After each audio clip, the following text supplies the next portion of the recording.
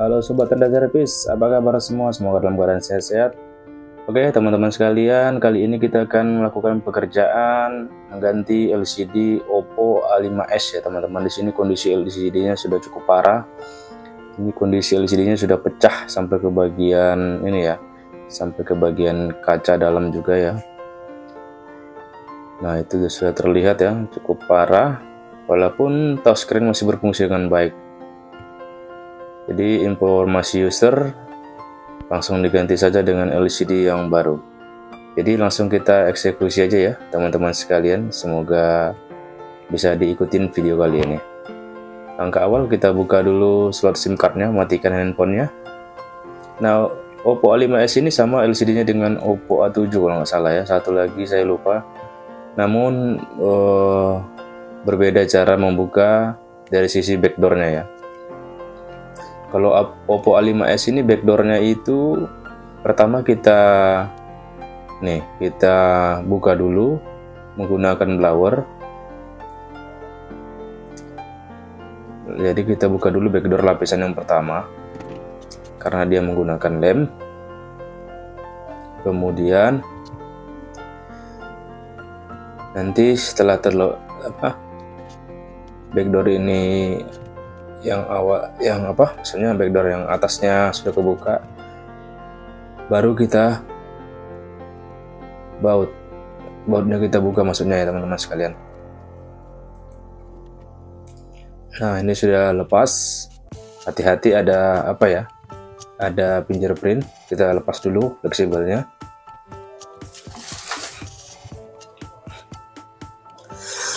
Sorry teman-teman, kondisi saya lagi batuk ini ya. Nah ini selanjutnya kita baut baut penutup backdoornya.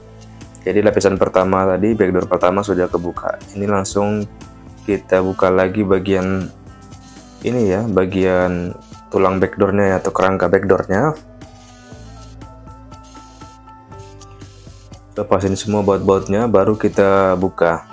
Kalau di Oppo A7 cara bongkar backdoornya langsung aja ya, langsung kita buka aja framenya tanpa harus kita membuka lapisan backdoor yang pertama, langsung dari tulangnya kita copot kalau Oppo A7 ya. Namun berbeda di Oppo A5s ini. Nah selanjutnya kita lepaskan pengait baterainya. Itu solasi penahan ininya ya, baterainya kita angkat, kita tarik aja plastik yang warna hijau. Jika lemnya cukup keras menempel, bisa dibantu menggunakan thinner ya, namun sedikit saja, nggak usah banyak-banyak nanti meluber ya. Nah selanjutnya kita buka dulu ini pelapis atau penutup ini ya, bagian fleksibel di bawah atau fleksibel LCD-nya, karena kita mau copot LCD-nya gitu. Oke, ini udah selesai. Tadi teman-teman itu LCD-nya sebenarnya udah copot duluan ya. Jadi copot duluan dari usernya. Jadi cukup gampang kita untuk membongkarnya. Nah, selanjutnya kita bersihkan semua bekas-bekas lem yang ada di bagian frame dalam supaya benar-benar bersih. Dan nanti untuk LCD bisa kita pasang menjadi presisi ya, tidak ada yang tinggi sebelah. Nah selanjutnya SOP-nya kita testing LCD sebelum kita pasangkan. Nah itu dia ada persamaannya ya, Oppo A7 tadi, dan satu lagi lupa. Dan ini kita tes ya, sebenarnya ini tes SOP dari toko ya, seperti ini caranya.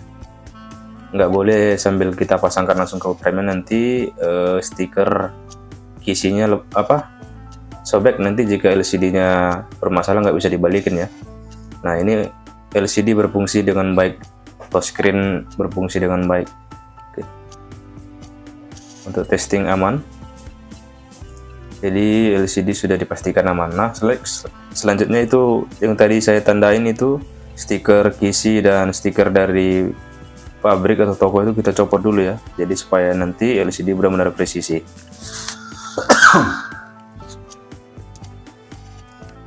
Nah, itu double tipnya kita buka supaya kita bisa tempelkan LCD-nya ke ininya ya.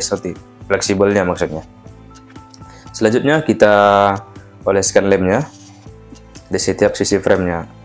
Seperti biasa, supaya gampang kita oleskan dulu ke sisi frame kanan kiri ya. Setelah nanti kita selesai oleskan lemnya di frame bagian dalam kanan kiri, kemudian nanti bagian atas bawah.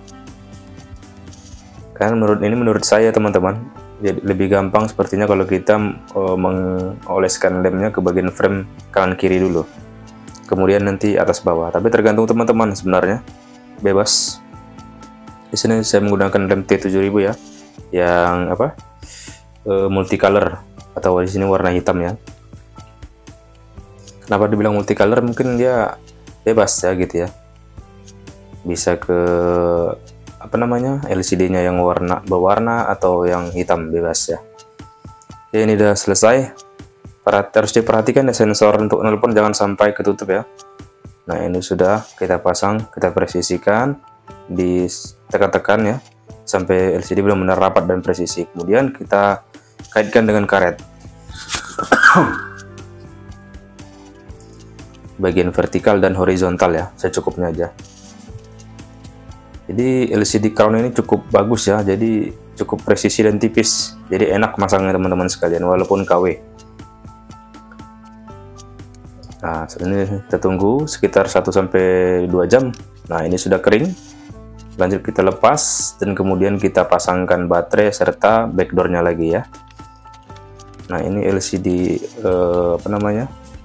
fleksibelnya kita pasang dulu, kita rapatkan ya sampai ke benar-benar rapat ke bodi, sambil kita tahan di bagian soketnya supaya jangan ini ya rusak. Jika sudah rapat, bisa kita solasi lemnya kita pasangkan dan baterainya kita konekkan lagi. Jangan lupa untuk penahan selasnya dipasang lagi. Ini kita hidupkan, kita tes lagi bahwa HP-nya benar-benar hidup ya. Nah, next selanjutnya ini kita bersihkan dulu bekas-bekas lem yang ada pada casing ini, backdoornya atau tulang backdoornya ini ya. Jadi semua lem-lem yang kita benar-benar kita bersihkan. Bisa menggunakan pinset sambil diputar-putar ya, biar gampang copotnya.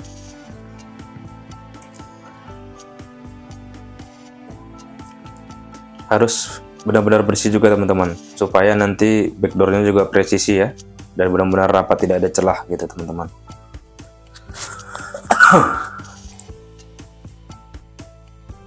Bisa dilihat itu saya harus telaten membersihkan lem yang ada di bagian backdoor belakangnya ya.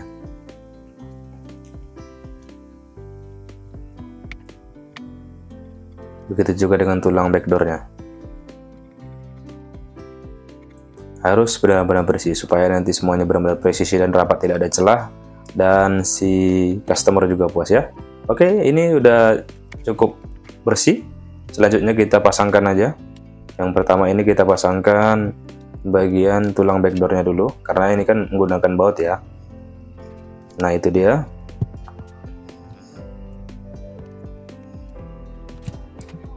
Selanjutnya kita bautkan, jangan sampai ada yang kurang. Sorry teman-teman ya, masih kondisi batuk. Kemarin pilek udah sembuh, sekarang batuk ya akibat libur panjang ya, kelelahan, dan dompet pun tipis. Hehehe. Oke, itu fleksibelnya ya, kita pasangkan lagi fleksibel untuk fingerprint, dan jangan lupa untuk penutupnya, covernya dibautkan. Nah, baru kita lem. Maksudnya saya seperti ini, saya pasang dulu nanti biar gampang ya. Begitu lemnya selesai dioleskan langsung krek, jadi nggak sempat menunggu gitu. Nah, itu dia, dioleskan aja keliling di bagian apanya ya, tulang backdoornya, dan nanti gunakan karet. Nah, ini sudah selesai saya tempel ya. Saya gunakan karet lagi untuk menahan backdoor belakangnya. Nah, ini sudah selesai, tinggal dikisi, dan semoga bermanfaat ya teman-teman sekalian. Cukup sederhana namun cukup lama dan panjang waktunya. Semoga bermanfaat. Sampai jumpa di video saya. Salam servis dari saya, Tendra Service. Bye.